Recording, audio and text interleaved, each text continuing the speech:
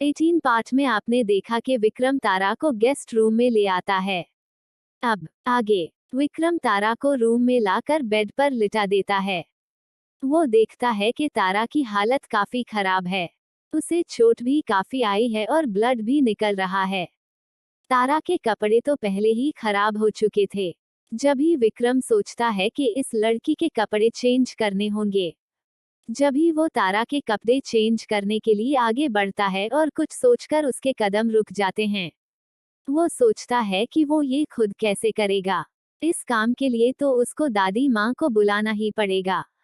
जब ही उसको याद आता है और वो अपने मन में सोचता है कि उसने तारा को गुस्से में ड्रिंक भी पिलाई थी, और अगर दादी माँ को इस लड़की के कपड़े चेंज करते टाइम कुछ पता चल गया तो उनको इस पे और शक होगा। जब ही वो खुद से ही बोलता है, ऐसी हालत में इसके लिए मैं कोई डॉक्टर भी नहीं बुला सकता, अब मुझे खुद ही कुछ करना होगा।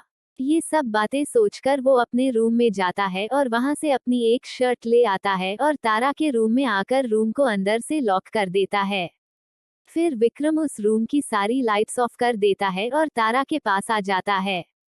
उस रूम में चांद की हल्की हल्की रोशनी तारा के चेहरे पर पड़ रही थी, जिससे वो और भी खूबसूरत लग रही थी। थोड़ी देर के लिए तो विक्रम उसे देखता ही रह गया। फिर विक्रम को ये एहसास हुआ कि ये सब गलत है, उसे अपने रूम में जाना चाहिए। लेकिन तारा को इस हाल में छोड़कर वो अपने रूम में नहीं जा सकता था। जब ही वो धीरे से तारा के करीब जाता है और उसे अपनी बाहों में उठाकर उसके कपड़े चेंज करने लगता है, विक्रम को ऐसा करने में काफी अजीब महसूस होता है। किसी लड़की के इतना करीब वो पहली बार आया था।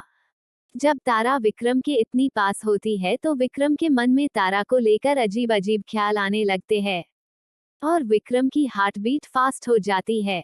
विक्रम जैसे तैसे तारा के कपड़े चेंज करके धीरे से तारा को वापस बेड पर लिटा देता है।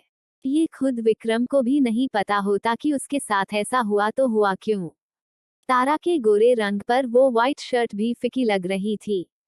जब ही विक्रम वहां से चला जाता है और अपने रूम में आकर जॉन को कॉल करता है और बोलता है, जल्दी से जल्दी किसी डॉक्टर को बुलाओ। जब ही जॉन बोलता है, ओके, विक्रम ने ऐसा इसलिए किया था क्योंकि तारा को विक्रम की वजह से काफी चोट आई थी। थोड़ी ही देर में डॉक्टर आ जाता है और तारा की ड्रेसिंग कर देता है। विक्रम भी वही सामने बैठा था जब ही वो डॉक्टर जॉन से बोलता है, ये कुछ दवाइयाँ हैं जो मैंने इसमें लिखी है, ये इन्हें दे देना, जल्दी ही इनको होश आ जाएगा और कोई टेंशन की बात नहीं है। विक्रम डॉक्टर को बाहर जाने का इशारा करता है और वो विक्रम के डर से वहां से चुपचाप चला जाता है।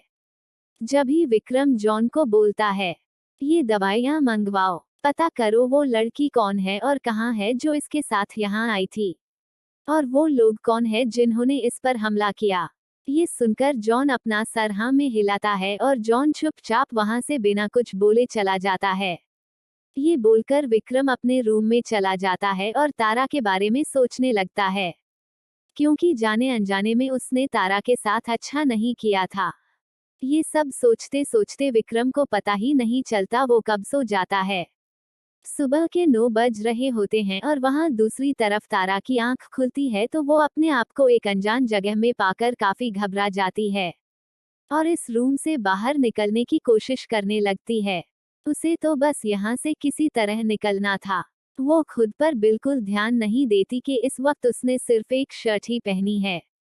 वो इस वक्त कहाँ है कहाँ नहीं, तारा को इस बात की कुछ परवाह नहीं होती, बस वो तो यहाँ से निकलना चाहती थी।